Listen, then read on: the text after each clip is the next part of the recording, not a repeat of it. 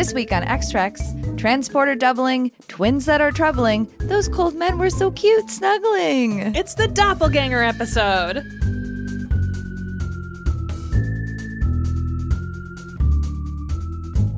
Welcome to X-Trex, a podcast where we introduce each other to our fandoms one episode at a time. I'm your host, Erin Cline, and X-Files spooky bitch. And I'm your other host, Stella Cheeks, a slut for Star Trek the original series. Each podcast, we pick 2 episodes that fit a cinematic theme, watch them together, and then record our feelings. Our theme this week is Doppleganger. Well, this one is pretty over the plate. Yep, you guessed it. We watched Season 1, Episode 5, The Enemy from Within. You probably recognize this episode as the one where Spock holds a dog in a terrible alien costume, but it's also the one where Kirk goes full Jekyll and Hyde due to a transporter malfunction.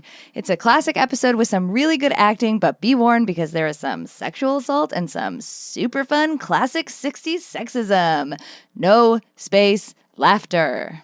And this is a later season one from season 11 plus 1, and it is about exactly what the theme says it is. Doppelgangers! They are out there and they are coming to kill you! Are you ready for? Dig it in there. There's not more to my summary. That's the reason I picked it. I was just like, this feels off. Nope, it's normal.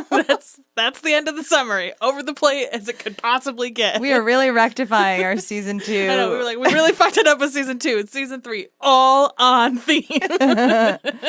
Are you ready for it? Dig it in there, Mr. Spog. As ready as I'll ever be. We beamed up this animal, and well, look for yourself. It's in this specimen case. Now for a quick-ish episode summary. Kirk, Sulu, and a team of geologists are exploring planet Alpha 177. Yes, I looked that up. When technician Fisher is injured and has to report back to the Enterprise. In the fall, he was covered with some kind of magnetic space dust that causes the transporter equipment to malfunction. Scotty, being Scotty, transports him safely on board, but the very next time he uses the transporter to bring the captain on board, it seems to knock the wind out of Kirk. Scotty escorts the captain out of the transporter room, leaving it empty when another Captain Kirk transports on board. Dun dun dun! This new, obviously evil Kirk feels up the transporter console and absconds to sick bay where he demands Saurian brandy from Bones. Bones, who is treating the injured technician, is like, please excuse us while I deal with Captain Idiot over there. Then Kirk is a dick to Bones, and Bones is so shocked that he actually gives him the brandy, which he then takes to Yeoman Rand's room. Bones sends Spock to deal with Kirk, but when he finds the captain without a shirt, he is momentarily dumbstruck. But also he doesn't see anything wrong with the captain, so he just adds it to his list of grievances that he has against the good doctor. But his revenge will have to wait because Scotty needs them ASAP. You see, when he tried to beam up the doggy alien by itself for some reason, he split the dog in 2. One sweet docile pup and one slobbering monster. Which means the landing party crew are stuck, which ain't great news because the temperature is dropping and fast.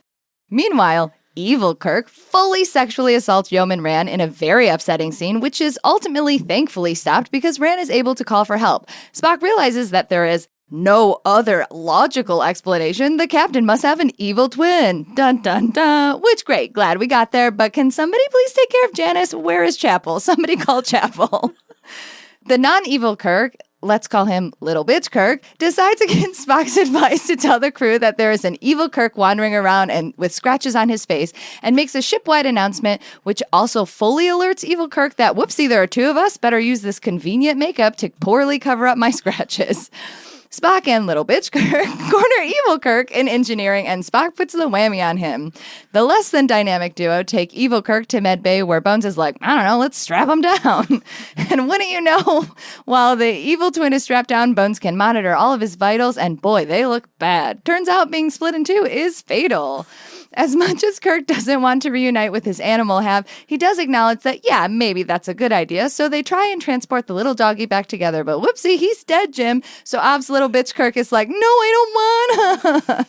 Meanwhile, the crew is dying of hypothermia on the planet. Never forget that little tidbit. They hem, they haul, but eventually LBK decides, yeah, I gotta try and smash myself, not in the fun way, to save the crew. So naturally, he releases his evil half without any precaution, and as expected, that goes horribly. EK tries to take over the Enterprise by ordering them to abandon the freezing crew, which is a really big red flag, and eventually is subdued by feelings and a very strong hug. Spock and McCoy say their farewells just in case, and Spock transports Kirk back together. It works now. Get those men off that planet. All is well again. Good episode for the most part. Well, until Spock ruins it by implying that Yeoman Rand almost liked being raped. Gross. No explanation of being a child of two worlds who doesn't understand not being a dick will get you out of that one, Spock. No space laughter. No space laughter. What did you think about this episode? Well, really torn. I'm really torn about it. Yeah. It's a good episode, I think. It's like hard to classify something that has a truly horrifying sexual assault scene. Like, yeah. It's rough. Like, Bobby gave me a pretty strong trigger warning. I don't know if that was even strong enough. Like, I wasn't really prepared for, this is a movie about sexual assault level of scene making of sexual assault. Like, that was a very intense scene of sex, and it went on for a long time. It's like a really intense. There's a chase. He holds her down. There's a lot of really aggressive forced kissing. Like, I appreciate it was not sexy at all. Right. It wasn't like, I'm assaulting you, but I'm doing my like fun Kirk smash up 30s starlet style kiss. No, it was a like, sexual assault. It was like, I'm gonna eat your face, and Rand was horrified the whole time. And also, like, the second the scene started, I said to you, I can see why she left this show. Because like, what a horrifying thing to be involved with. Also, when you were saying where's Chapel, I feel like she was probably like, no. Yeah. I will not be a part of this episode. Bye. The thing is like, on one hand, if the final scene didn't happen where Spock like basically implies that she enjoyed being assaulted, I feel like they do handle it pretty well in that like they didn't sugarcoat an assault, right? Like now we would put trigger warnings and stuff on it, but this was really bad. Like it wasn't like there's no way you can misread what's happening there, right? There's no like a he said, she said type thing. And then like Yeoman Rand gives a really like heartbreaking like SVU style scene where she's like, no, this all happened. And that one crewman is like, I saw it. You cannot, she is not lying. Absolutely not. No way. But then it gets muddied because it's like, but it wasn't me. It was this other me. And then, so yeah, it's really gross. And that final scene is just, that feels like peak 60s nonsense. And that feels like a line right out of fucking Roddenberry's fucking head too, which is really tough. I also find it baffling that they like legitimately wanted Rand and Kirk to be like a item, right? Like they wanted those characters to be because that's what he said. His like primal evil quote unquote side was like, let's stop pretending. Like we both clearly want this. Yeah. It's wild that they were like, long term, we're going to put these two together. So let's throw in some sexual assault, for funsies or whatever. But then also that when confronted with her saying, what's happened between us, little bitch Kirk is like, what do you mean? There's nothing between us. Nothing between us but air. Like, okay. Like, there's so much mixed signaling about what they want from these two characters, and it is jarring. And like, I haven't seen, in the order that we've been watching, I haven't seen Rand other than go chase an asteroid Rand in a while, like as a like actual like storyline moving part of a story. And boy, what an upsetting way to see her again. Like, she did great. That's what I think is really hard about this episode. She's a really good actress. Yeah, I think that everybody does a lot of really good acting in this episode, which makes it hard to remove from the fact that the content is horrifying. Yeah, it's really interesting too, because like doing research about this, a bunch of, mostly from what I can tell, male critics really love this episode. Like, this is like one of the top episodes on like IO9 and like Nerdist and Tor, and like Zach Hanlon's like, this is one of the best like TOS episodes. And it's like, it sounds like a really egregious sexual assault that is not, it like is dealt with okay at the beginning and then just like completely breaks down. Like there's no, I mean, that's a thing that Star Trek has problems with for all of it, actually. Like, they are getting better at it, I think, in the newer ones. But like, there are sexual assaults that happen in TNG. Like, there are sexual assaults that happen in Deep Space Nine, and like sometimes they talk about it in a mature way, but sometimes it's just like, well, that's kind of shit that happens. Sometimes you get raped by a ghost and have to have a baby, and you're supposed to have good feelings about it. And it's like, yeah, this show is written a lot by men, and is in as much as Star Trek is really progressive in many, many ways, this is like a weird blind spot that it has It's lot. also like consistently. if it was a purposeful like interaction with the idea that sexual assault happens in military industrial complex a lot. Yeah. Okay. Because she even says, like, he's my captain. Yes, I was like, going to say that too. I thought that the nuance of Rand's character and how like the position of power that Kirk holds over her is also a part of this assault was very well done.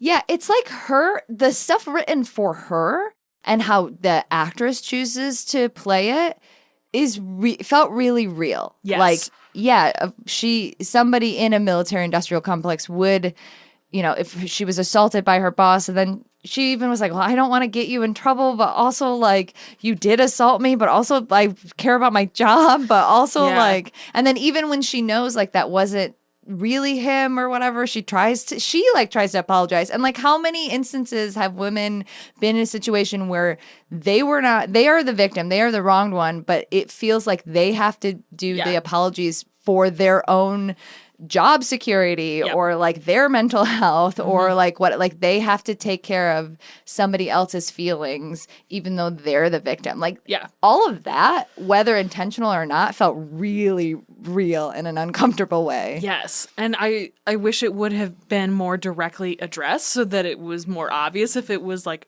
at least somewhat purposeful. Yeah. But it just sort of felt like a side effect of this is just what it's like when men are in charge, which is like really fucked up, especially for a character like Kirk who's not like that. Right. Like he is a slut, but he's an ethical slut. He's definitely an ethical slut for sure. And like, I thought that the interaction with Rand and evil Kirk later when he's pretending to be little bitch Kirk was really well done because it's him like, I like that she later was like, evil Kirk, explain to me what happened. I'm glad that I got this explanation for it. But even in that moment when she doesn't know, she can like feel it. Yeah, she does this great acting where like her body is affected by the fact that she's next to this man, that whether or not you're the one that actually assaulted me, the person wearing your face assaulted me. And now all I can see is your face. And like, I thought that was very effective, but also horrifying and in a way that just goes like into the ether. Right, because it's not dealt with, and I don't know how they would even deal with it unless this whole episode was just about the sexual assault. But like,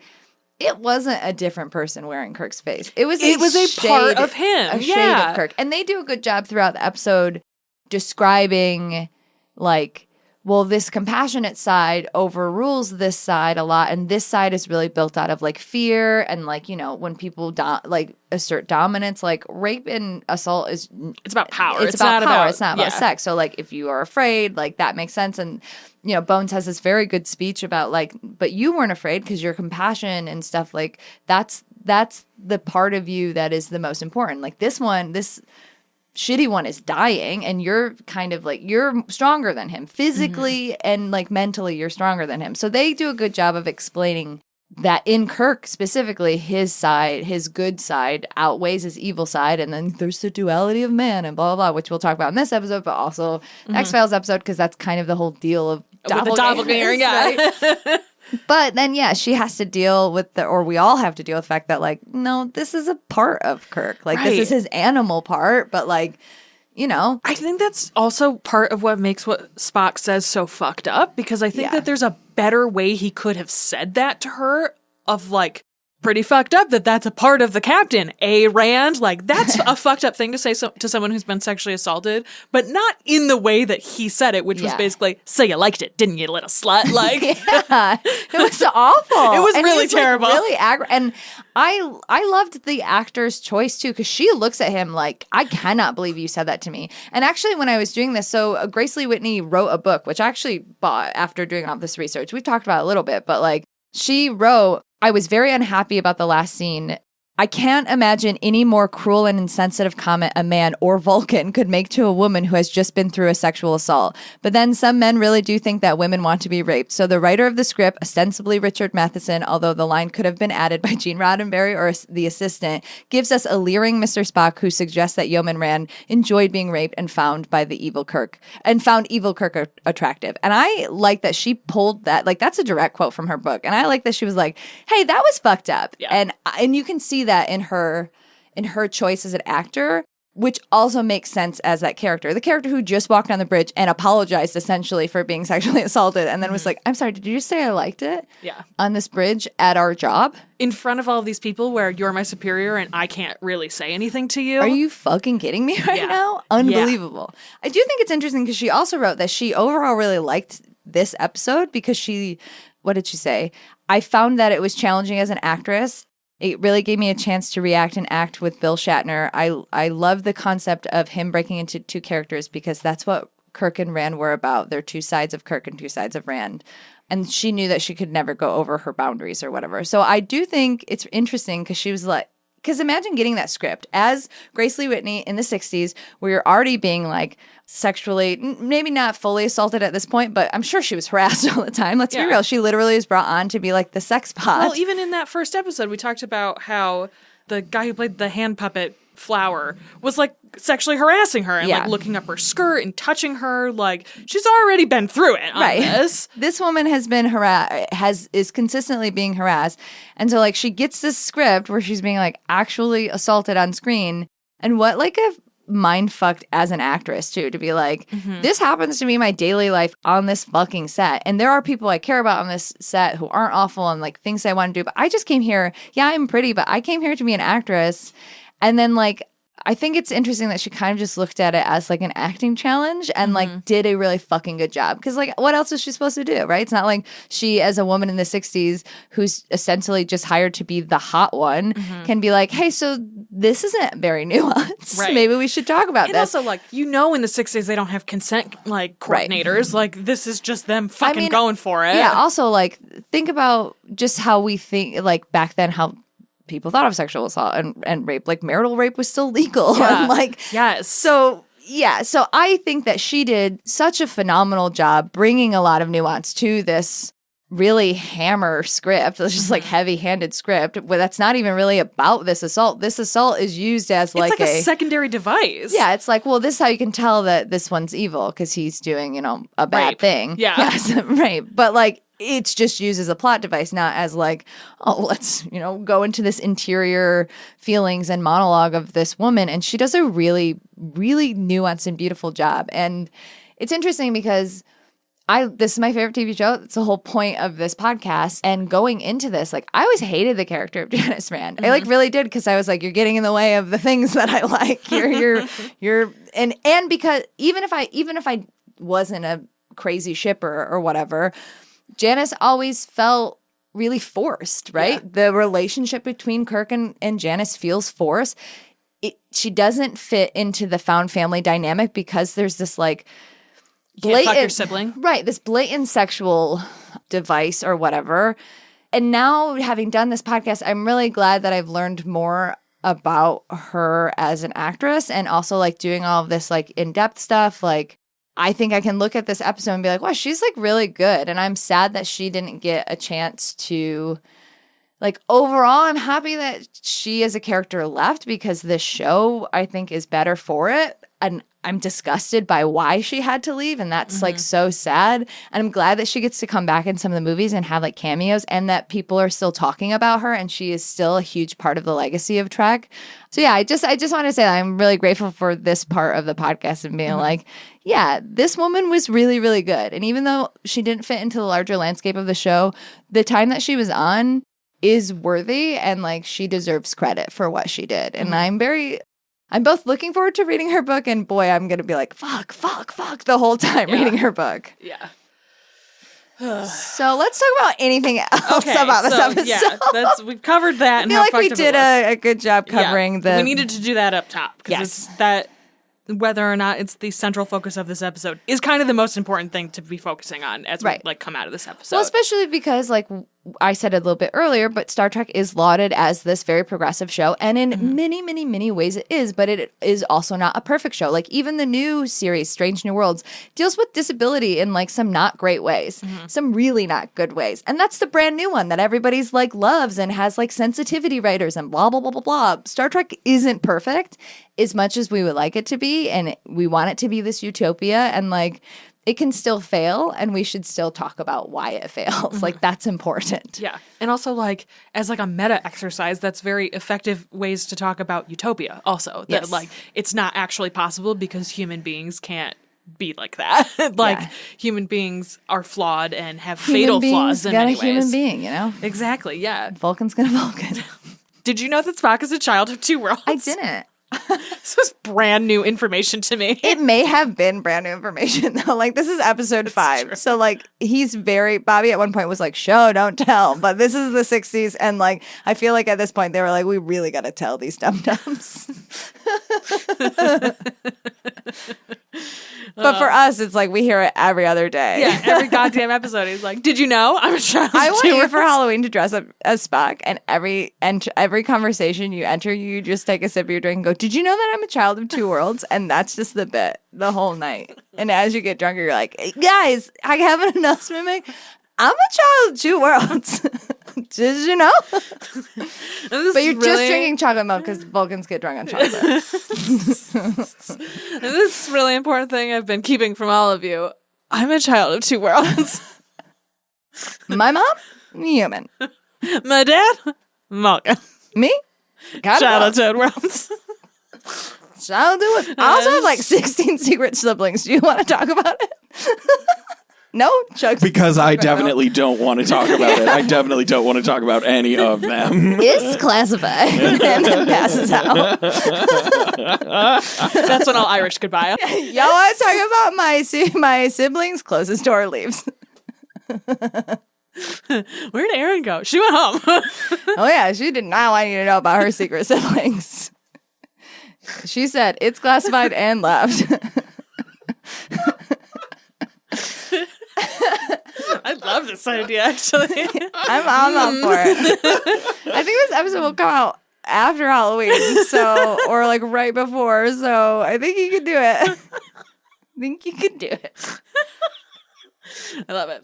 Okay, things about this episode I did like. I thought Kirk was great. Also, to briefly return to what we were just talking about, I think it's great that she said working with Shatner on this was a good experience, which like he did slap her once though. Your face. She was like, I'm having a hard time getting into this scene because we've done it so many times. And so he was like, I can slap you in the face. I don't know if he asked. He probably didn't ask. And then she was like, so he slapped me in the face. So that could have just been Apocrypha. She didn't write it to my knowledge in her book, but when I was looking it up, it was like Grace Lee Whitney once recounted that when shooting a scene, a distraught, tearful Janice Rand accuses Kirk of trying to rape her, and William Shatner slapped her across the face to register a proper emotion. So, maybe not great. That is like maybe Apocrypha. If but that's what she levels at good to work with on this show, that's a major indictment about what the rest of her time on Star Trek is like. That is also some like terrible high school like theater shit. Like that is Shatner bringing his like bad theater, like not bad theater training in that like he wasn't a good theater actor, but like there are some fucked up things that people do backstage, specifically in theater, because you can't stop, right? You're like, I'm in the moment, I'm not in it. Fuck, someone slapped me in the face. I need to have tears. Like that is some toxic theater like training. Yes. And he was like, do you need help? She was like, what the fuck? I quit. A teacher literally did that to a student while I was in theater school at Columbia. Oh my God. Yeah. I would just like to say I'm laughing because it is like, it's like an incredulous laughter. Like, yeah, we all went to theater where we all saw some toxic abuse. Everyone was taught how to be an actor the wrong way. Yeah. We were abused. Yes. Yeah, when you... Straight up.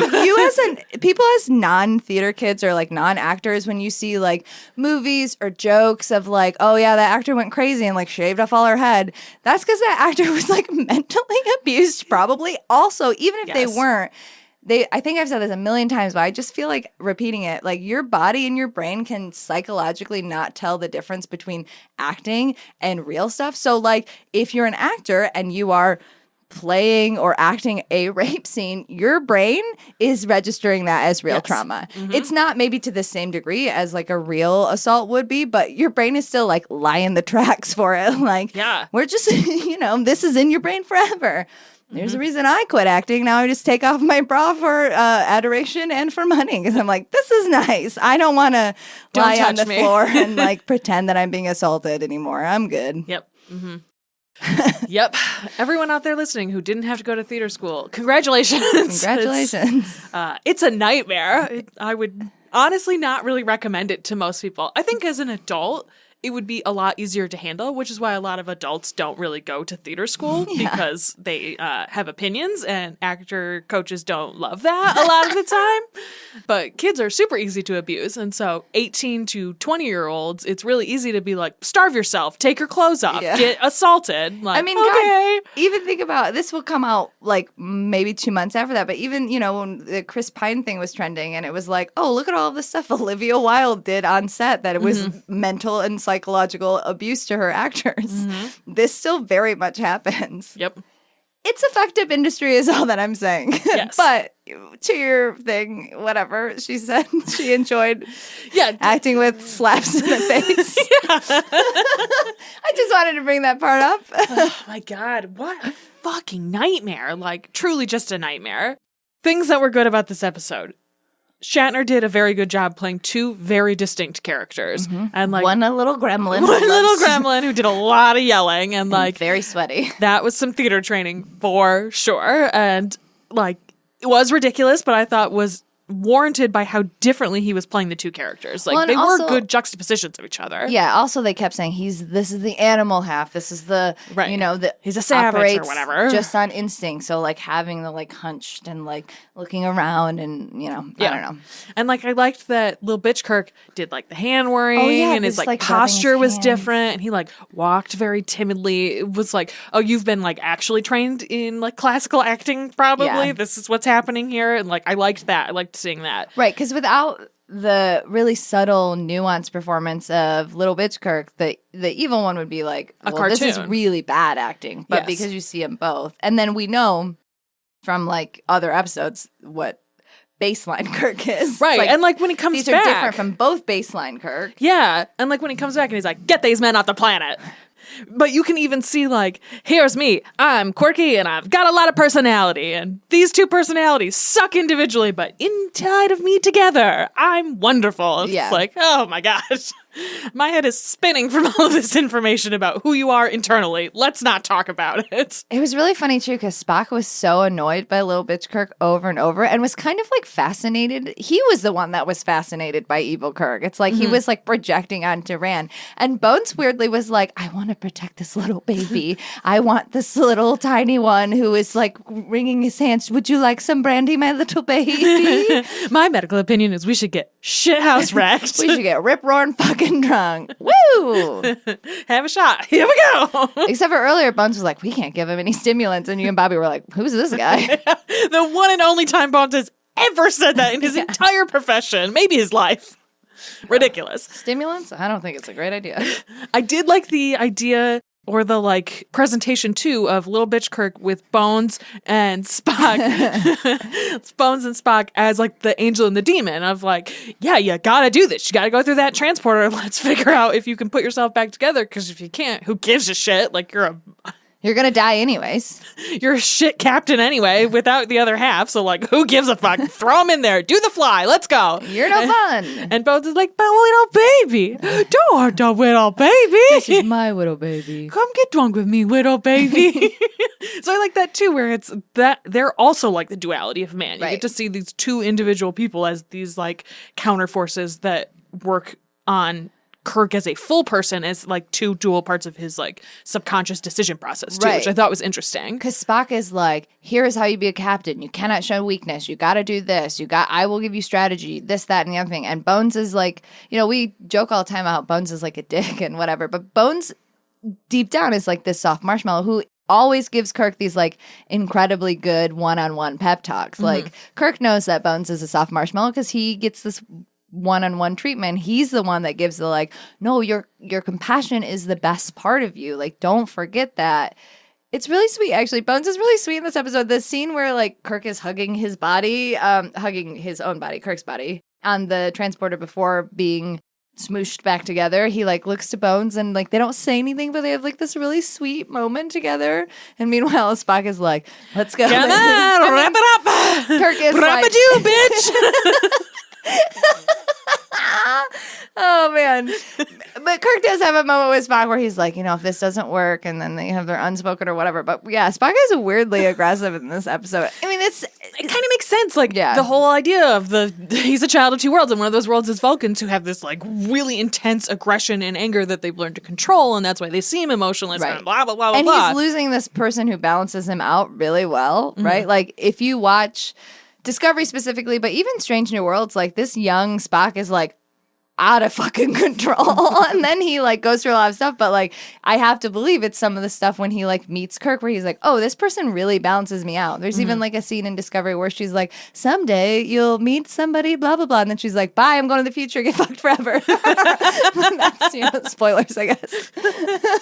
Nobody cares about Discovery spoilers. But like, yeah, that's like the kind of the whole idea. Like someday you'll meet your other half, whether you think of it as like a husband or you think of it as captain and number one. Like Spock has not met his balance yet. So to lose split up Kirk, and we'll see in other episodes, I think even in the next episode, the Wrapping Aging episode, that happens too. Like as Kirk deteriorates, Spock is like, fuck, Yeah. I cannot handle it when he's not together. I'm going to have to make him forget all of his memories again. No, we can't also Okay, talk about okay, that. Sorry. Rage aneurysm. Other things I liked about this episode, I like that they made the decision to have Kirk immediately change his shirt so that you could like visually tell the difference between them. But then to have evil Kirk recognize that and like put that same shirt from Kirk, he must have gone to Kirk's wardrobe and gotten the spare of that shirt, I guess. I don't know. He didn't want to undress himself because he knew that he would get distracted. He was like, if I touch myself, You did I say will touch at all one of point, myself. one thing you have to do at the end of the world, you gotta fuck yourself. yeah, fuck yourself. I mean, you're not wrong. A bisexual not have sex with themselves when they're right there? Ridiculous. If they're consenting, it's your brain. I have links for that. Of course you do. I loved the dog in the costume. I love that it's so obviously a dog in a very cute, clever costume, but it's very much a dog in a costume. It's one of those iconic, like, this is just a fucking dog. And I like that it like opens with Kirk holding this dog, where it's just we like, found this cool alien. We should fucking pick it up, I guess. I'm sure it's fine. we should not quarantine it. We should not have any kind of like biochemical interactions with it. No. Pick it up and hold it. It's fluffy. Put it in your arms. It's cute. Like it could have been that caused the malfunction. They don't know. Like it's just, but it's cool. We'll just hold this cute little puppy. Yeah, I guess they could have infected them with his dog alien germs. Maybe he's covered in the dust. They don't know. Nobody knows. Who knows? Oh, Star Trek. Yeah, this is the first episode with the green tunic because it was created specifically to be like, this is a different Kirk. And I think this is also the first episode that they use, or maybe it's not the first episode that they say James T. Kirk. No, you're right. It is. It is, yeah, because James Tiberius Kirk, and they're like, oh, hey, you're Kirk, and this one's Tiberius, I guess. We'll just make it up. It's, sure. But yeah, so it's the first for that. It's the first He's Dead Jim, which is hilarious that it's about a little dog. The first iconic He's Dead Jim is about this little fucking dog in an alien costume. Oh. Incredible. And it's the first Vulcan nerve pinch, because in this script originally, Spock was supposed to get behind evil Kirk and like bop him on the head with like a phaser and Like little bunny Fufu? yeah. And I think the term in the script was KO him. And Nimoy was like, no, I'm not doing that. I'm absolutely not doing that. And so he's the one that came up with a pinch, and he tried to pitch it to the director, and the director was like, I'm just not seeing it. And then Shatner, apparently, which I love, was like, do it to me, I'll show him. And then so Nimoy demonstrated it on him, and I can just imagine Shatner being like, see, it works, we're doing it, and then just walking away. We'll do it live. We'll do it. I just love the idea of like, come on, we'll practice theater school. Yeah, that's some theater school shit. I don't know, I just can't visualize it. Let me give you a visual. Follow me to the set. Shatner, do we really need to do this on set? You need the whole picture. You said you can't visualize it. I'm helping you. It's just him slowly backing up on the set. Spock pops out. Hey! And then he just gets up and slaps Nimoy in the face. You needed a proper emotion. Shatner, I'm a child of two worlds. They just blend. And then they like just morph into one terrible blob.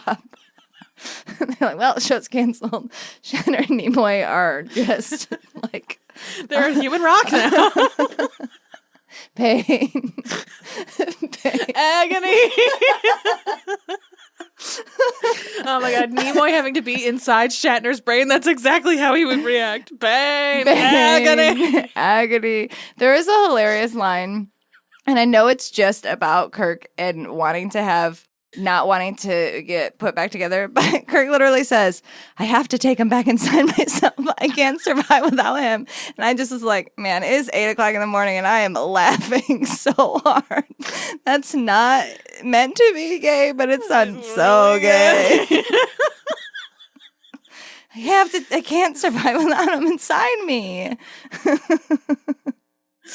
The drama. The Omegaverse. Anyways, that's a lot.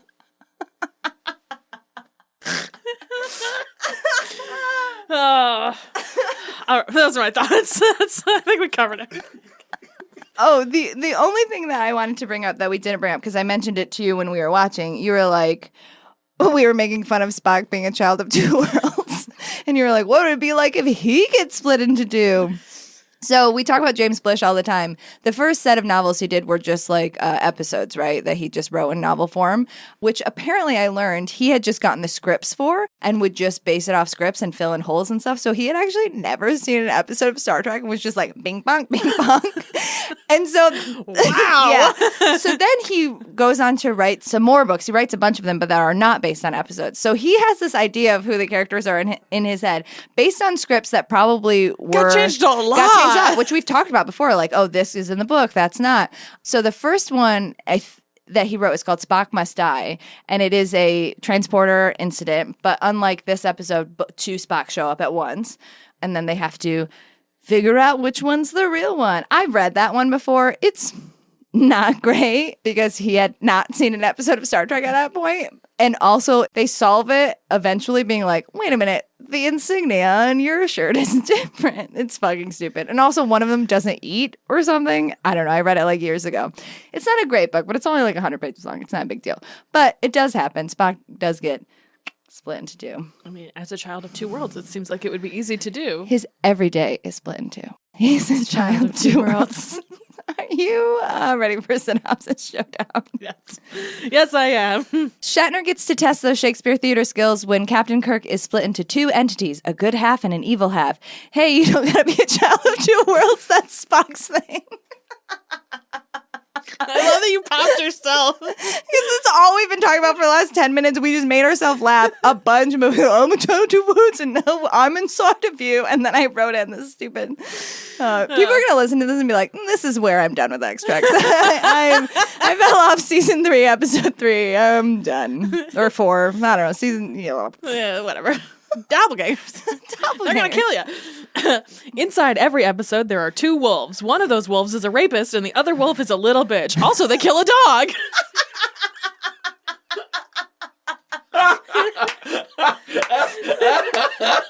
a good one. That's a good one. Are you ready for... Scully, it's me, right next to your bed. Can you get up? We have to go investigate a murder. I have not been standing here for an hour. It's just right now.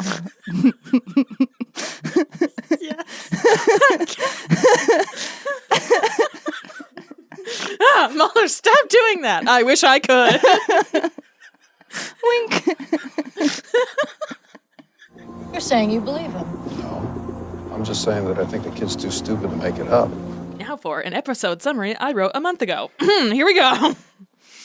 A man is at a grungy local show and is not having a good time. He keeps seeing himself looking very dour and unhappy all around this party, and it is unsettling. The man leaves only to find himself in this car with himself. Except, oh no, this himself wants to murder and causes him to crash his car into a tree. Mulder, naturally, ties the case to a number of people who have tried to kill themselves after claiming they saw someone who looked exactly like them.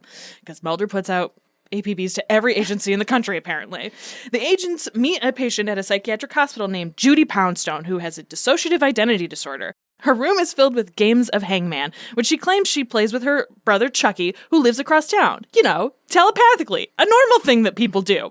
Mulder finds Chucky living by himself with his walls also covered with hangman games. Meanwhile, Scully meets Demon Judy, an evil alter ego who seems to be flinging chocolate pudding at the cell door. It's shit.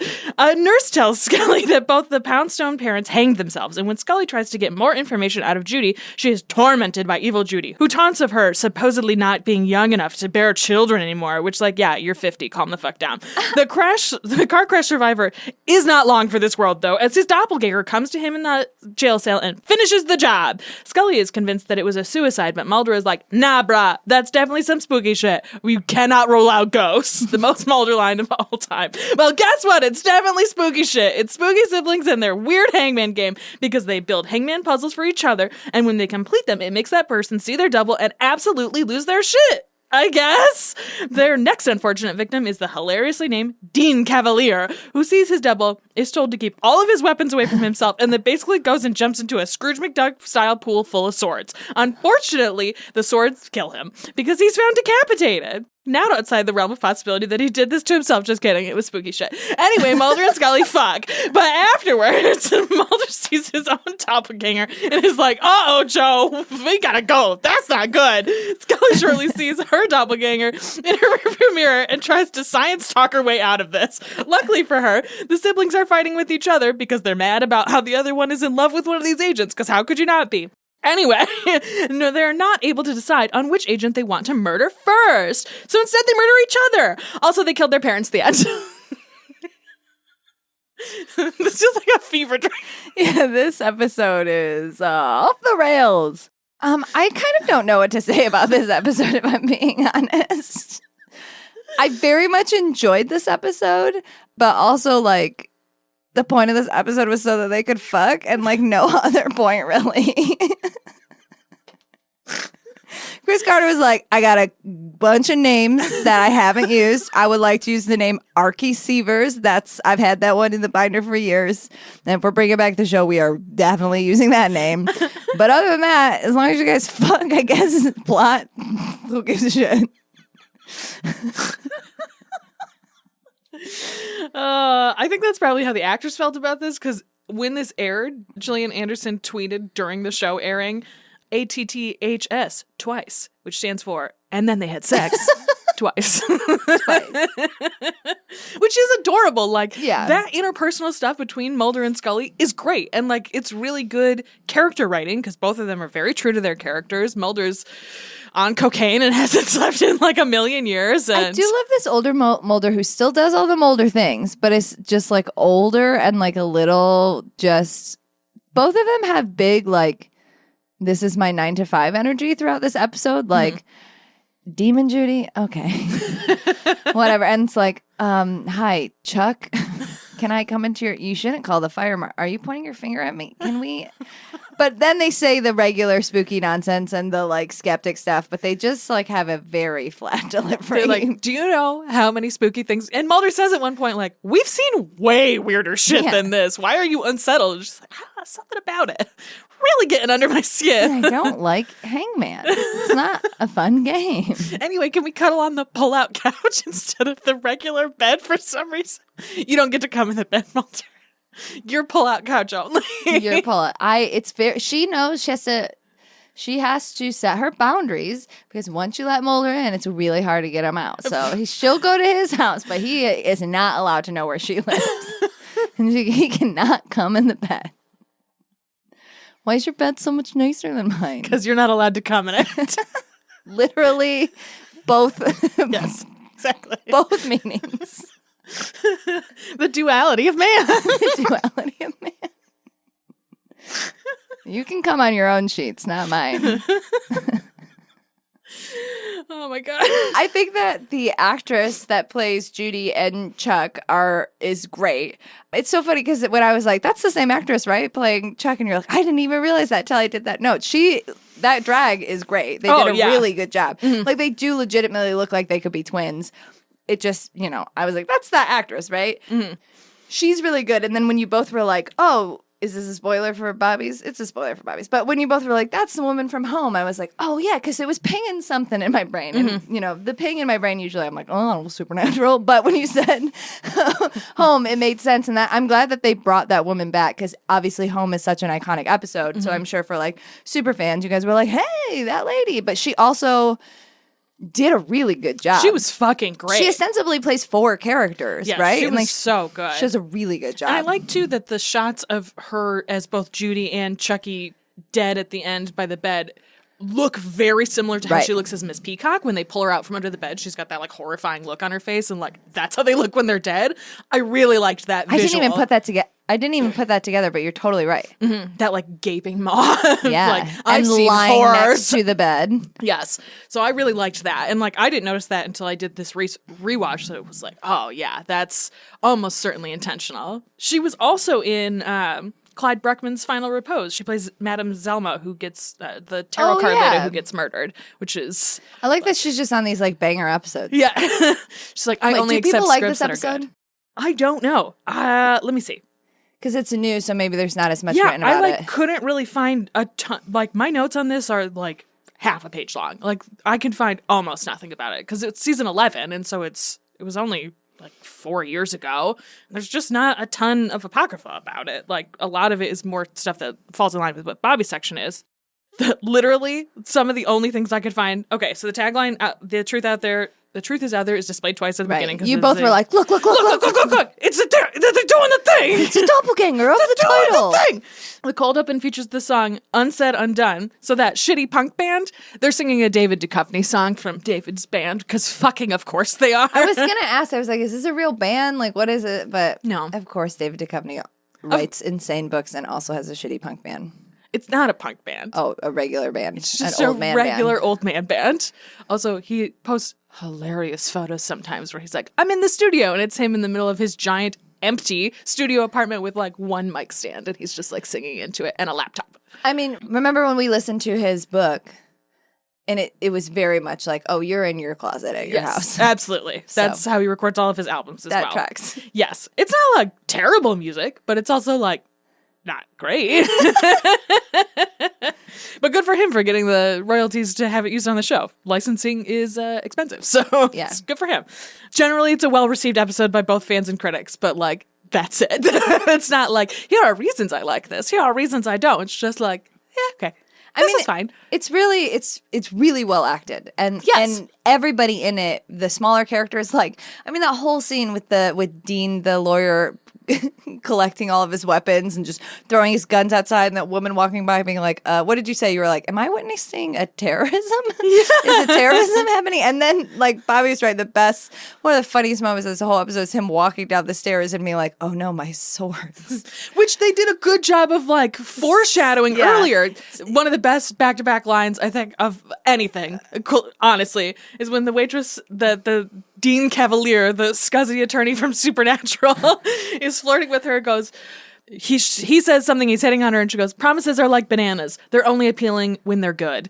And to which he responds, not batting an eye, I gotta have you over to look at my sword collection.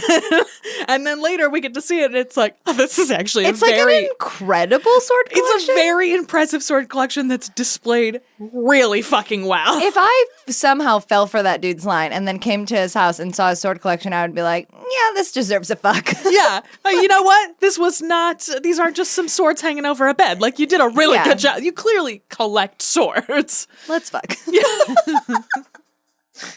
Can I have one of these swords? I would even posit that if he just took you home and didn't put out that he had a sword collection, which he would 100%, because what sword guy doesn't? Dean Cavalier. And what guy with a giant sword collection doesn't lead with, I have a giant... backlit. Yeah, like, there's no way he didn't mention this, but let's just say, for sake of argument, he didn't, and you went home with him, and that's like the first thing you see in his house, I'd still be like, this is pretty impressive. Yeah.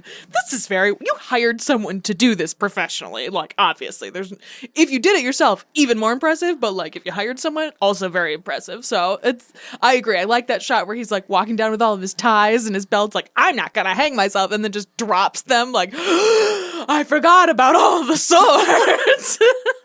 It's so good. And then he decapitated himself. Yes, he did. He did It decapitate is himself. so unclear how the like murdering works, because it's like, well, technically they could do it. Like, are these doppelgangers like physical? Are they like Yes, I think that they are, because like the one pulls on the steering right? wheel, And then I guess that's true. I guess we do see the steering wheel, but then we have Scully the whole episode being like, "You're just a product of my latent blah blah blah." I love how she just science talked it to death. It's like Kirk talking a computer to death, only it's her talking her doppelganger to death And with did it science. No, I mean, sort of. We never No, see it again. I mean, it only worked because they crossed out they Scully killed and each other, Mueller, yeah. and then they killed each other. yeah, the science behind how they're doing it, very unclear, really hand wavy, not important, really. Well, why did Judy get locked up as like a schizophrenic and Chucky is out here being a cop with a gun? Oh, wait, never mind. Yeah.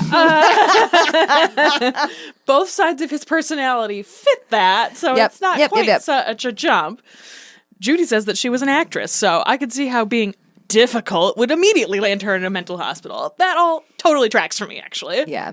Also, those nurses were incredible. So good. They're so good. She makes these bread pills herself. Okay, I can throw them away. But we do both take them because, they might have magic in them. Just in case.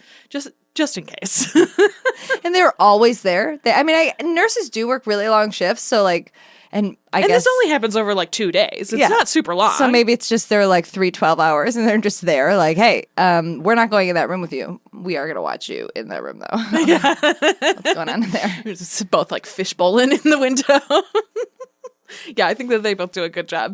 Just some like random apocrypha, when filming Next to the Road, a bear appeared in front of Gillian Anderson, and David Duchovny, standing next to her, declared he thought he should walk in between her and the bear in order to protect her, but then said, I don't want to die, and so didn't. Good for him for not trying to fight a bear. Honestly, pretty shocking that David Duchovny wasn't like, I can fight that bear. That's called growth. If this happened in 1997, He's fighting that bear. and this show it doesn't happen because the X-Files gets canceled because David Duchovny gets mauled to death by a bear. 100%. That's it. That's the only apocrypha I have. There's like nothing about this.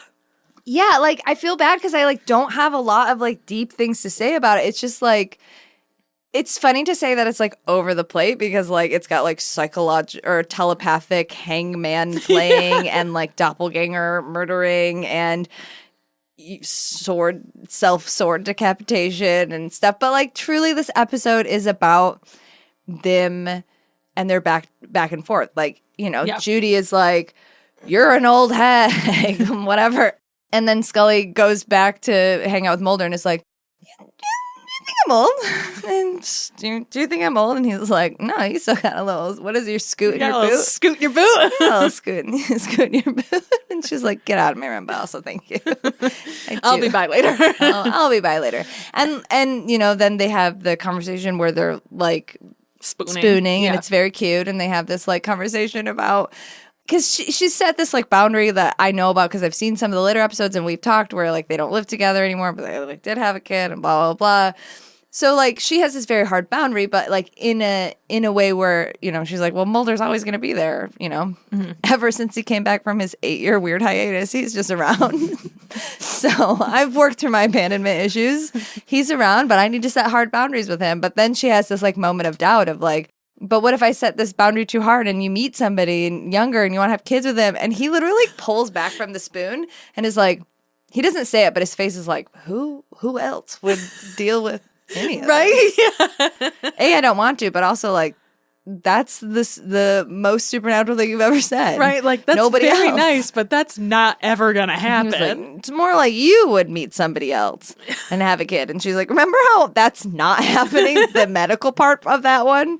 Yeah. So. Remember how I got abducted by aliens because of you and now I like can't have children and that one that we had was like a miracle or whatever? And he's like, oh, well, we could figure it out. Do you want to fuck? And then they do. And then they do. I do love that conversation that they have where she's like, well, what happens when we retire? And Mulder has this look like, what's a retire? Excuse me? Could you explain what retirement means? Not because I, never want to do this job, which is also true, but, what are savings? What's a savings account? He doesn't have a Roth IRA. Are you kidding me? He spends every dollar he has on Sasquatch hunting gear and, basketball, and that's it. That's it. He has 100 basketballs in his bedroom, and that's it. His bed is a waterbed full of basketballs. There's no water in it. It's just a big bag full of basketball. That's why there's so many sheets on it. It's very uncomfortable. That's why she won't stay there. But I loved the line that she was like, well, what happens when we get old? His response was, I'll come push your wheelchair with my wheelchair. That's it was pretty very sweet. I really liked that. Then he said, I'll always be around. To which Stella responded, what a threat. Well, am I wrong? You're not, especially after he's been creeping around this whole episode. Also, we have to talk about how she ate those bread pills and did not share them. I know, didn't give any to Mulder. She's like, I don't want to admit that I believe in this, and so I'd rather that you maybe die because And of be it. protected by these bread pills. Is that what cleared her doppelganger? Is that why it went away when she talked science at it in the mirror? Who's to say? No. No, it's because they killed each other. But There is not a lot that makes sense about this episode, but it is very clear what happens at the end. So no. No. I do love fuck. the idea of Mulder waiting at the door at the end and Yeah. but what if Scully didn't come? How long does All Mulder night. wait there? Because he knows she's coming. I'll wait. It's like 2 hours? That's fine. That's nothing. I've waited at doors for much longer than that. It's a really fine line between Don't you stalking remember when and he romance. stalked the devil for 4 days and just sat outside of his house? I know what you are. I know what you are. Hey, devil, want a drag race? Oh. Oh, fuck. Any other thoughts about this episode? No. Okay. I did write in my notes during they have that psychological back and forth in the parking lot of there's evil inside all of us and what is the devil and whatever. I just wrote in my notes, all caps, we're all children of two worlds. So, just bringing it back around. Scully, I am of the FBI and the doctoral profession. I'm a child of two worlds. Oh. Mulder, I've been kidnapped by aliens so many times I can't even count it anymore. I'm a child of who knows how many worlds. You ready for Synopsis Showdown? Sure. Mulder and Scully meet the creepiest siblings of all time who play hangman telepathically and murder people. And also, they fucking.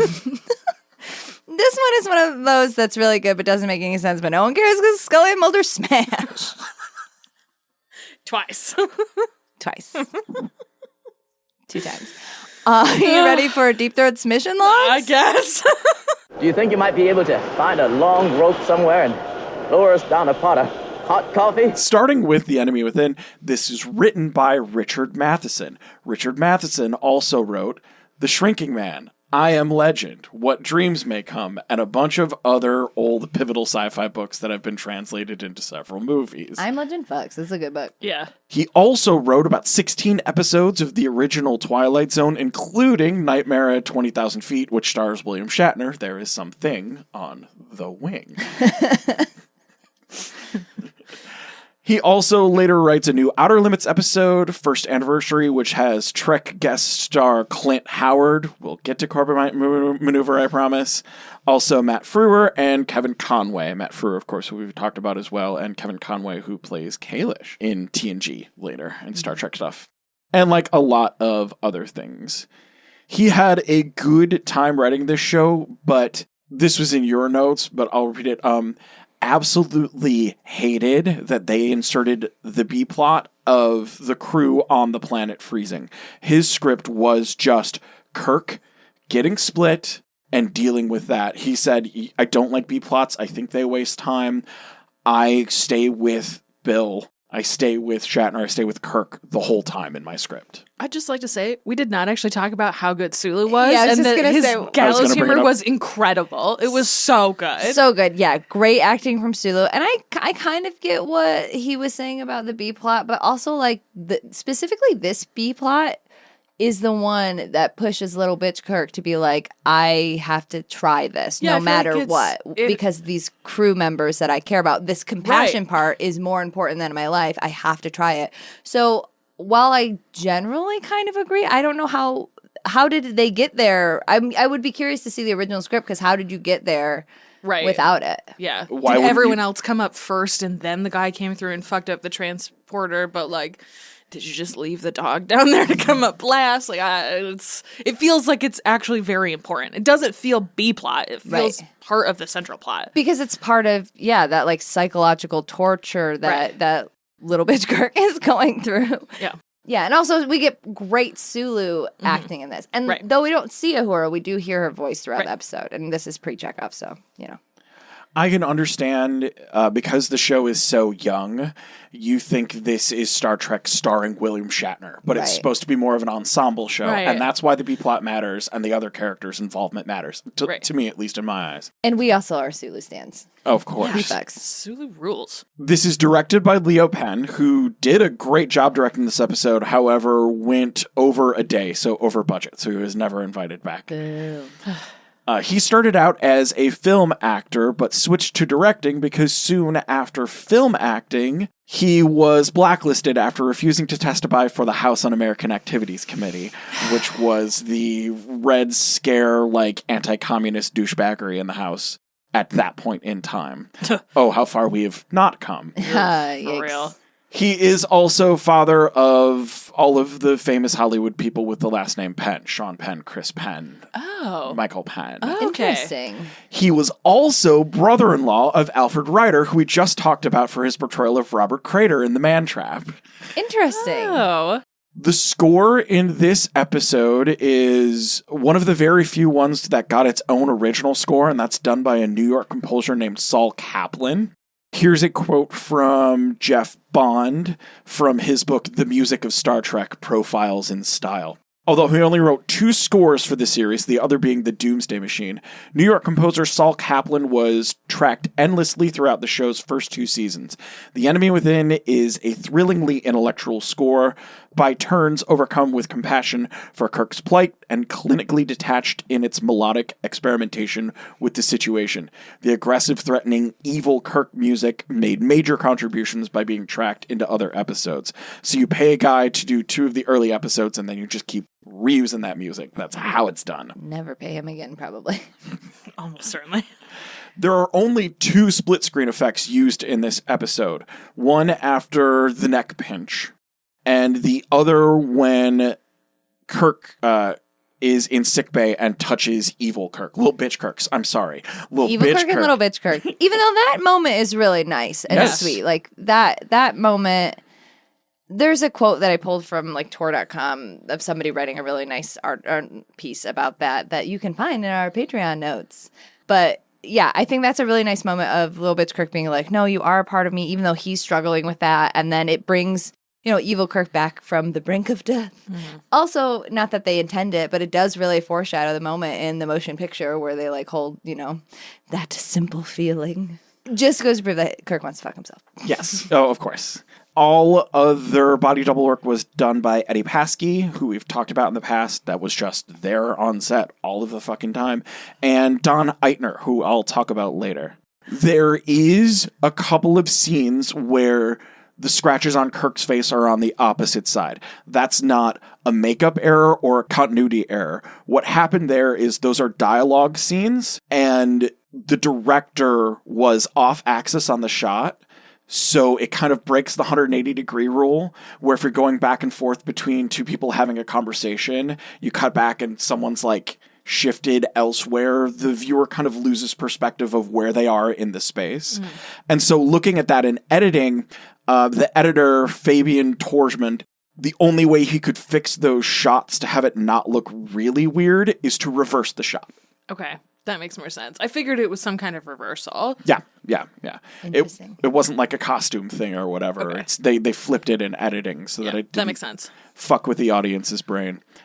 Moving on to some lore fan stuff, there was a novel, Foul Deeds Will Rise, written by Greg Cox in 2014, that redoes this effect, this time by somebody on purpose. They call it the Alpha Effect, named after the planet. And the person in this book does it to get away with a bunch of murders. Yeah, I think it's a woman and she like perfects it so that Yes. she has her full personality both times. And like she'll be like, I couldn't have done the murder. I was at the Capitol. Look at me on the videos. And then her two selves turn against one another, Oh, well, that makes sense. naturally. There can be only one. Another short rant. Clips of this were shown to me in a psychology class by Mrs. S, who rocked when we were talking about Jungian shadow selves. And a lot of that holds up, especially in the way that your shadow self isn't necessarily like pure evil or whatever. You're not split between good and evil. You're split by your motivations. Mm-hmm. And also the difference between what you do to conform to society and what your true inner motivations are. Interesting. We'll get to some casting stuff now. Don Eitner, who I talked about before, was the body and stunt double for William Shatner in this. He was also seen as a navigator in Charlie X. He had larger roles in TV series and movies, including 12 O'Clock High, The Fugitive, Lost in Space, Mission Impossible, Mannix, Columbo, The Rockford Files, MASH, Canon, and Dynasty, spanning 4 decades.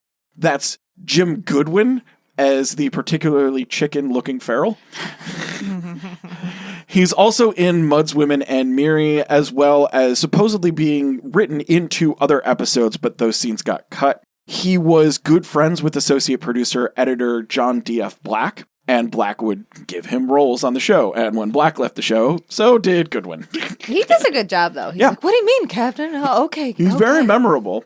Had film roles in movies like The In-Laws, The Reavers, and more, along with like 3 decades of TV guest work. So he does other stuff outside of this as well. That is Garland Thompson as the sadly very gullible Wilson, who just gives a fucking Captain, here's my doppelganger a gun. phaser. Great, I need to throw it across the room. This is interesting to me as a Trek nerd because he also previously played a geologist in The Cage and so Menagerie as well. So he's one of the few actors that transferred over casts between The Cage and the original series. He also had a few other TV guest roles in the 60s and 70s. Other than that, it's just main cast. No, I'm lying. We're going to talk about this fucking dog. Nobody knows the name of this dog. Nobody knows the actual breed of this dog. This shit's maddening to me. You have a dog on set. I also could not find any kind of animal handler or something like that as well, which makes sense because it's not like a tiger that William Shatner wants to fight. It's just a dog. It's got to be somebody's like dog. However, what we do know is that Robert Justman did not want to use a dog in this episode. One of the earliest notes about this episode, in a memo from Justman to Gene Roddenberry from April 8th, 1966, it was, I feel we don't need this creature for 2 reasons. First, I don't know how we create this creature unless we take a dog and shave its hair off in some way to make the other different, because at that point they were looking for 2 doppelganger dogs. Right. The other reason for Justin's reluctance to accept the animal was that he felt its duplication by the transport revealed to the Enterprise crew too early that the transport was producing doubles, and whichever individual went through it, a fact that Kirk and Spock were attempting to hide from the crew later in the outline. Then Justman said, why can't we just make this an actual dog? This is an alien planet. There's no dogs there. That the Enterprise crew brought along for a study animal. Oh, interesting. Also, they wouldn't know this at this point, but the previous captain of the Enterprise definitely brought his dog. Yep. Setting up a precedent for later very attractive captains too. He's a good boy, give him cheese. So then they're looking for these 2 identical dogs. And this is another note from Justman. It is very difficult for us to get 2 completely matching animals that we can change to make look into space dogs and yet be trained enough in all respects to give us the varying responses that we need. 2 matching dogs that we have found are odd looking enough once they had been helped by Freddie Phillips. So Freddie Phillips made the dog costume. However, it just so happens that neither of these animals really charged the camera, or anything else for that matter. We can get them to look as if they are snarling and get some barks out of one of them, which we see in this episode. But insofar as charging goes, I think we'd better throw that idea away, which might be a little bit, but not much. Interesting. So they couldn't... Feels like it would be easier to find two dogs that look similar enough. Well, especially because they just have the like face. Yeah. hole. But I guess that's how they fix that problem. They're like, they look, nah, just put them in a costume. He then talks about how anytime we see the animal, it's already been tranquilized, so we don't need a live dog. Then they rewrote it so that, because there was supposed to be a scene where a lot like Kirk does, once the two dogs are rejoined back together, like they recombine and then they like stagger a little bit and then it just drops dead. Well, they couldn't get these dogs to do that, so that's why they rewrote it so that the dogs are just dead when they come back. Fucking hilarious. According to the Star Trek maps, the species name was given Canis Alpha, so it's literally just Alpha dog. Alpha dog. But the name of the ALFA. planet is Alpha 177. Right, yeah, it makes sense. And these dogs are available as pets in the Star Trek Online game, which I recently started playing. Is it fun? I'm getting into it. My character is a Bolian named Captain Wicks. And I think I just completed like a lot of the tutorial stuff, but it is a very PC game with a lot of buttons and stuff. Like, it's very video gamey. I don't think you'd like it. Boo. I want to get you to play the Star Trek Voyager first person shooter though. Okay. Okay. But only if I'm drinking a lot of coffee. Yes. This is technically not the last time we see this species. However, we don't get to the episode where it kind of comes back until the last season of this podcast. Oh, okay. Be on the lookout. I don't remember when it comes in. You can read my notes. I don't want to say it out loud because it's very memorable and I want Erin to have that discovery herself. Okay. I will not look ahead. Oh, duh. I feel dumb for not remembering that. Great. Moving on to +1. Written by Chris Carter, because after delaying their romance on screen for a fucking decade, he's like, oh yeah, we'll bring them back and I'll write the episode where they fuck twice. We'll fuck. Sure, why not? We got there. An interview came out around the time that this episode was coming out where Chris Carter talked about how he tried to get Robert Patrick back for the remount episodes to bring back Doggett. Here's a quote about that. I actually wrote him into an episode, Carter reveals, but then I found he wasn't going to be available because of Scorpion, so I had to write him out of the episode. Scorpion was his priority. So massive shade by Chris Carter towards whatever Robert Patrick was working on at the time that he would not come back for this show. Yeah. This was directed by Kevin Hooks. Erin, you shared the story about David Duchovny and the bear earlier. The bear, yeah. This episode was shot in 2017, came out in 2018, so we're able to look at Kevin Hooks' Twitter from that time. And he put out a tweet after he wrapped on the episode, September 17th, 2017. Many thanks to Chris Carter, #Chris Carter, David Duchovny's Twitter name, Gillian Anderson's Twitter name, and the entire X-Files family for their hard work on a bear of an episode. #+1. Wow. Kevin has a mighty director-producer credit list, including episodes of Saint Elsewhere and the original V series, Passenger 57, Philly, NYPD Blue, 4 episodes of 24, 14 episodes of Prison Break, Lost, 1 episode of Supernatural, Season 9, Episode 3, I'm No Angel. I can't remember off the top of my head, but that's Purgatory, so hot. Yeah. Wait, no, it's Demon Dean. I'm totally wrong. This is the one where Cass is homeless and loses his virginity to a Reaper, I think, and that fucking kills him, and then they bring him back. But this is the one where Cass pops his cherry. I'm pretty sure. Anyways. Get some scoot in that boot. Also, episodes of Punisher, Agents of S.H.I.E.L.D., a lot before this. After this, Castle Rock, The Orville, recently 5 episodes of This Is Us. Also, because it's such a newer episode, I was able to find a cool interview that he did about this episode on Yahoo News. This Yahoo News article was prefaced a lot about this being the episode where Mulder and Scully fuck and like how hot that is. So a lot of the questions are around that. A quote about that from him is, the scene is obviously huge. When I read the script, I was really excited about it. It's something X-Files fans have been looking forward to a long time.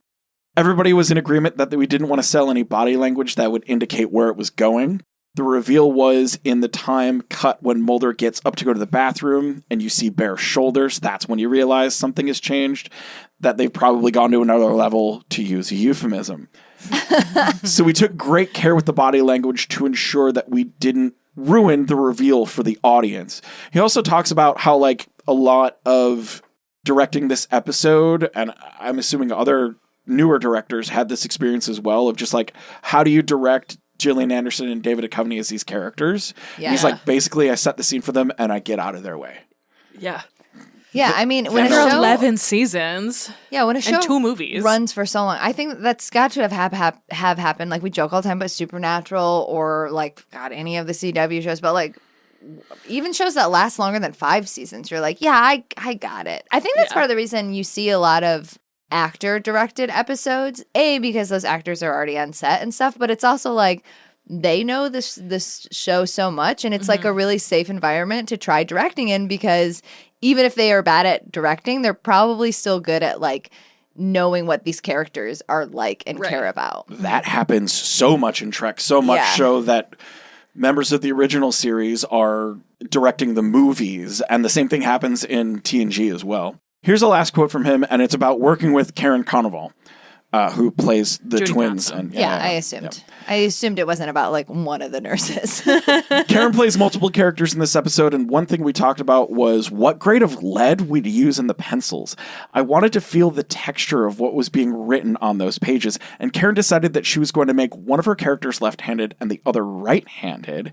It was a wonderful decision. idea that worked well with the whole hangman game that was supposed to have in the episode, and it's great in the end when you have all those inserts of them both writing together, and one of them's left-handed and one of them's right-handed. Oh, that's It's so genius. smart. It was very good. I know that you said it before, and because during the home episode, and I'm sure maybe you don't have it pulled up. Can you remind me of some other stuff that she did? Because she's so incredible, and why has she not been in a million other things? I can look into it. I can look into what I mentioned before. The past few years, she's been on the Snowpiercer TV show. Oh, so she's okay. currently working, but Good. she's done like a bunch of horror stuff and interesting shit in the past. Yeah, I can bring that up. I for you. definitely read the Snowpiercer book, but I haven't watched the show. But just knowing what that is about, she seems like a very good intense vibe Yes. for a post-apocalyptic train community. Climate change apocalypse. Yeah. Moving on to some lore fan stuff. Just before Dean Cavalier dies, what we were hearing in little Judy's room on the TV is the theme song for The Patty Duke Show.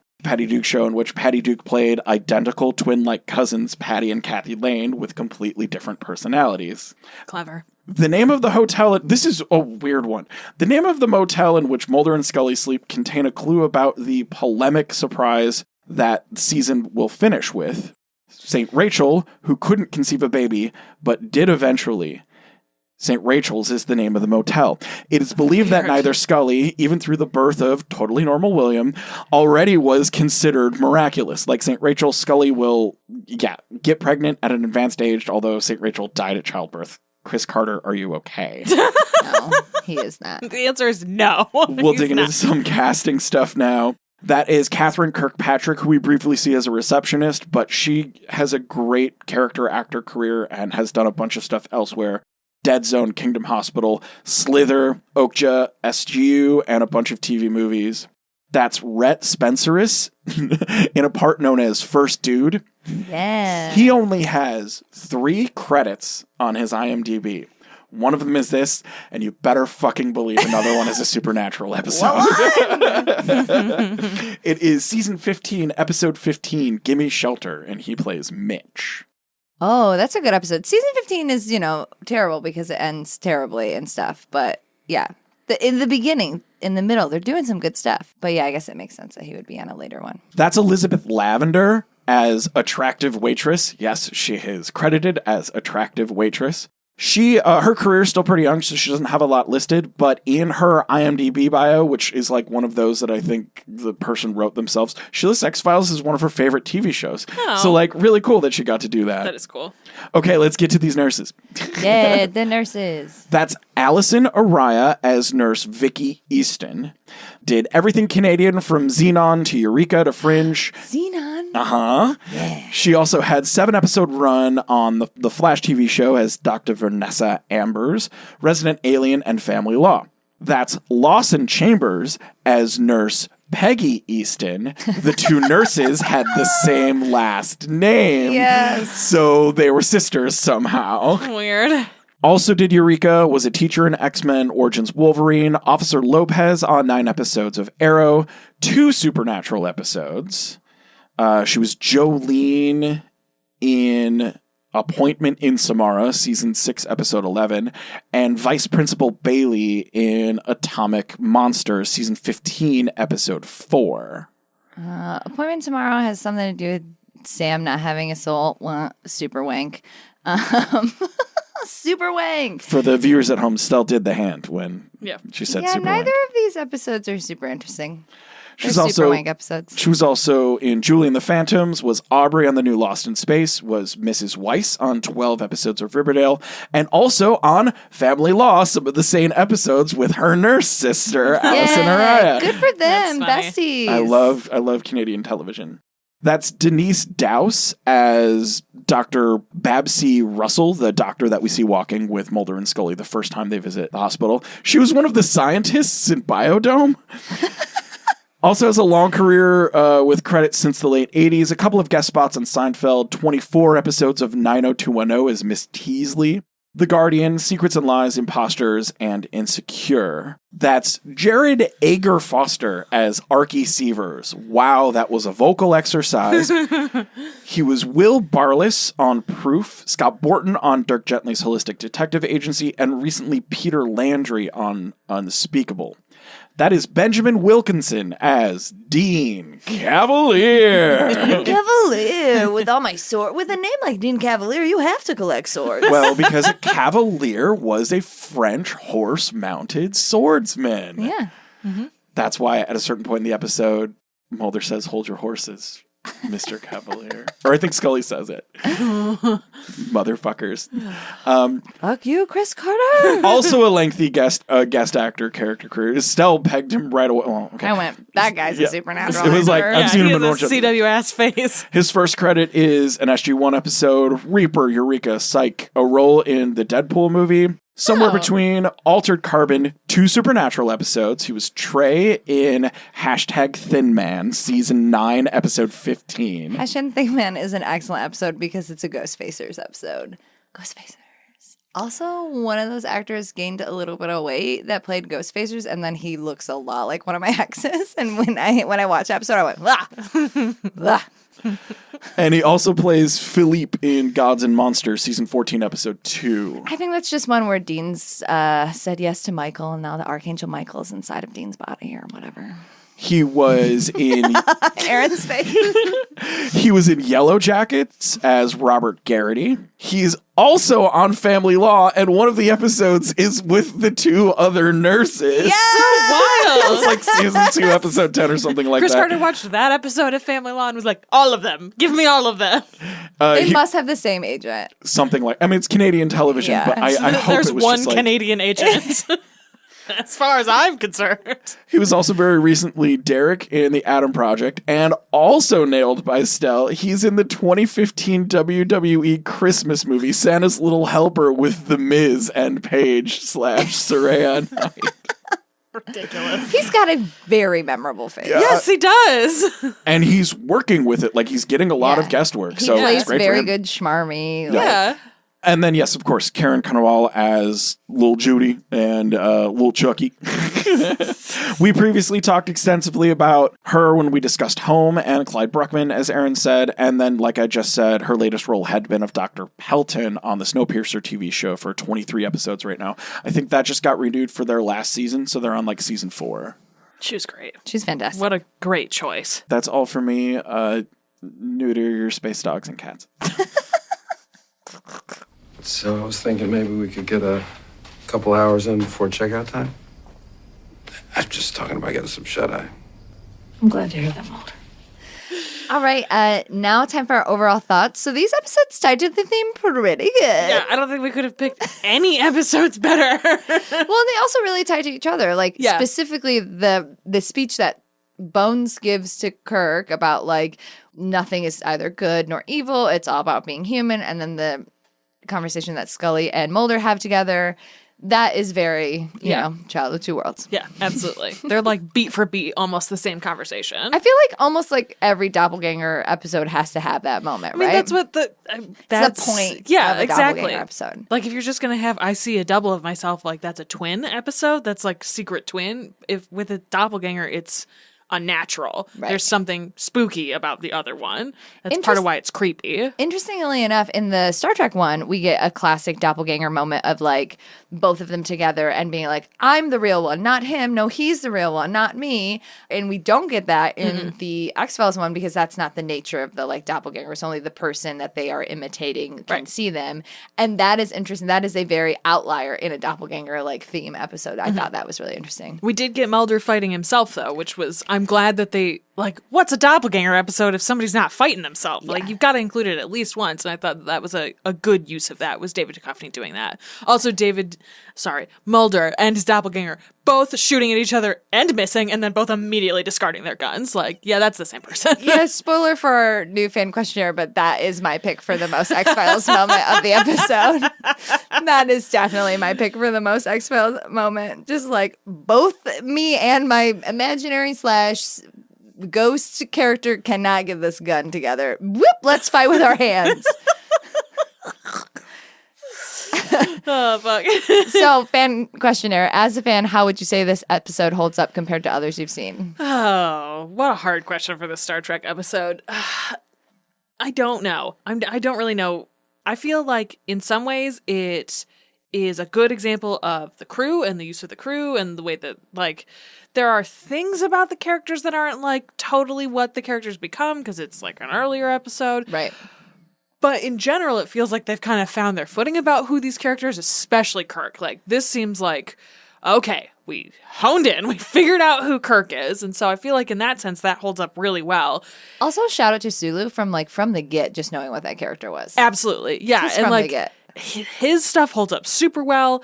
It's really Spock and his reaction to Rand, which like feels on brand in some ways, but in other ways it's just like, what the fuck was that? Yeah. And so having those like, and that very uncomfortable sexual assault scene, it's like, okay, I don't know if I would choose to watch this episode again. If it came on, I probably wouldn't turn it off. Right. It's not like one I'm excited to get to if I do a full rewatch. And it's not one that I'm like, I'd like to watch a Star Trek episode. I'll put on The Enemy Within. Because if I want like fun Shatner acting, because like I know lots of people have problem with Turnabout Intruder because of like the anti-feminism, blah, blah, blah. But like that episode is a lot more fun to watch than this one of Shatner like crazy acting or whatever. Yeah. And it feels like, could you fast forward through that scene? Sure. But that also feels like a dishonest way to watch this episode. Right. And also there's a scene where she's like crying and retelling it basically in front of what she thinks to be her abuser. Right.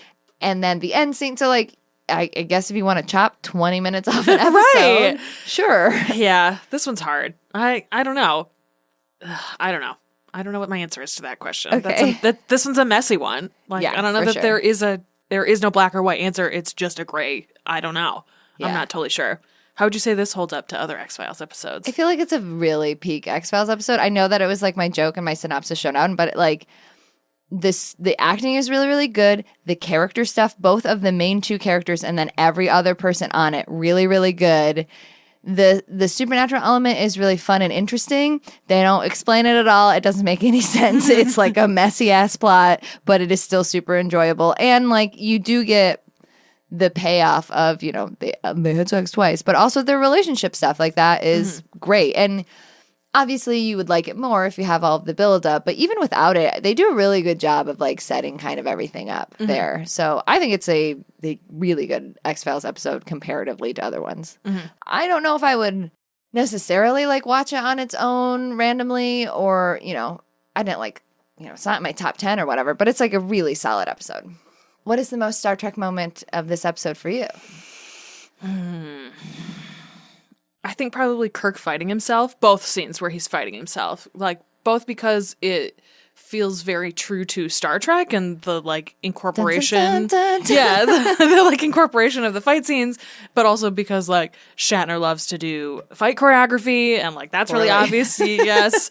And like there's something about watching what is so obviously a stunt double and a different person. Like you say every time we watch this, the TVs were really small then. And so it's just one of those things that stands out now as a 2022 watcher that and these remastered right, blah, blah, blah. like everything's in HD and like it's really clear that's a different person. And like I don't think that's bad. It's of its time. And so that always stands out as very Trek to me. There's a lot of flinging. There's a lot of flinging in the fights too, which is like the most Star Trek thing of all time. Sexual tension among the men and flinging. Are you shipping anybody? McSpurg, I guess the three of them together are like a unit that works really well, and you get to see like the seedlings for how that becomes like a relationship for the three of them. For sure. Which I really liked. Also, at no point did we really mention, like, Scotty was great in this episode. He's very like, I'm doing my job. Get off my dick. Yeah. I love that line, too, where he tells him to go see the doctor. And Kirk responds, okay, engineer, I'll go get my engines checked. I wrote it down. I'll go get my engines checked, I think. Yeah. Yeah. All right, engineer, I'll have my engines looked too. It's and a great line. Absolutely doesn't and just goes to his room. Yeah, absolutely. Which is such a fucking Captain Kirk thing to do. Absolutely, 100%. Totally. Is this episode a fuck, mine, or flop? Wait, are you shipping Mulder and Scully? Yeah, duh. Yeah, they have sex. You have to. Twice. Yeah, twice. And they're very Very cute in this episode. Yeah. Even if they didn't have sex, I would chip it. Though hilariously, my brain when they were spinning, I was like, "Soup? What if Skinner just scooped in and made a Mulder sandwich?" And then it made me laugh. But you were having a very nice moment of like, "Yay! The people I love to ship are having a moment." And so I just kept it inside my head. But I can say it now because it would have been funny. You guys order a Skin Man sandwich. Is it a fuck, fine, or a flop? I would say it's a fuck. It's really good. Yeah. I would say this is like a fuck minus, which is like icky. Oh man, I would give it just a straight fine. But the acting is really good. And like Yeah. the fights are good. And, And like she does a really good job. that scene is terrifying and awful and horrifying in lots of ways.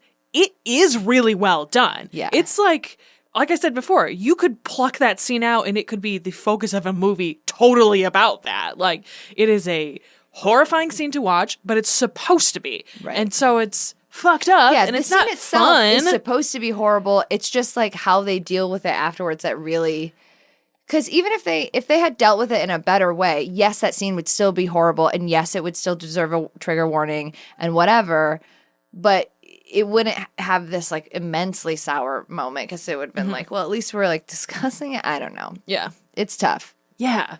And again, I like that it's not presented sexy at all. Yeah, there is no nuance there. Yeah. And And so everyone, even Spock, like up until the end, is like, that was bad. This is bad. That's the bad one. right, exactly. And so I feel like fuck minus asterisk icky. Like that's because I think it is better than fine, and maybe even better than fine plus. Like I think it fits in like a very weird in between fuck minus fine plus, right in there. Icky. You got icky.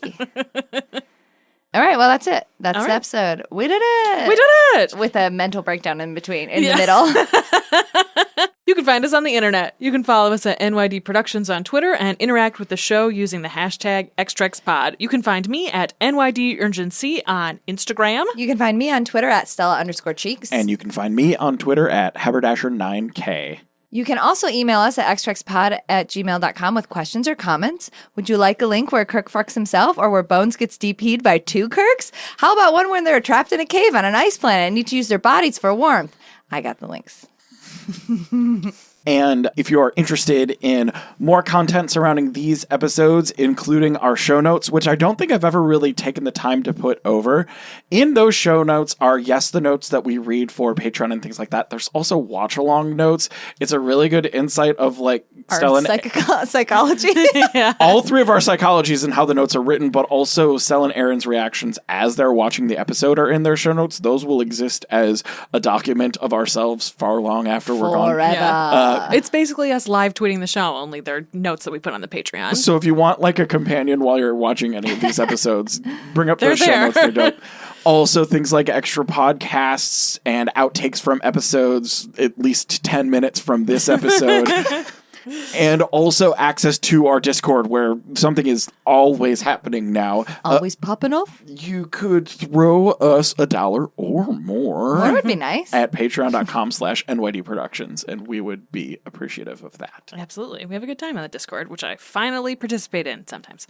You can stand to do it more. Yeah, I open the app, I check, I look at the emails that tell me things are happening, I go and I lurk, and then I'm like, oh, this is 8 days old. I'll do a Skinner face, whatever, it's fine. Anyway, and don't forget to subscribe wherever you listen to podcasts and to tell your friends. We find this nerdy shit is better when it's shared. We'll see you next episode for the Rapid Aging episode. In the meantime, believe boldly. Seek truth. Ship proudly. X-Trex is created and written by Stella Cheeks, Erin Cline, and Bobby Hoffman, and produced by Bobby Hoffman for NYD Productions. Our show theme is Alien Spy by Ionix, and our show art was made by Jonathan Curtis.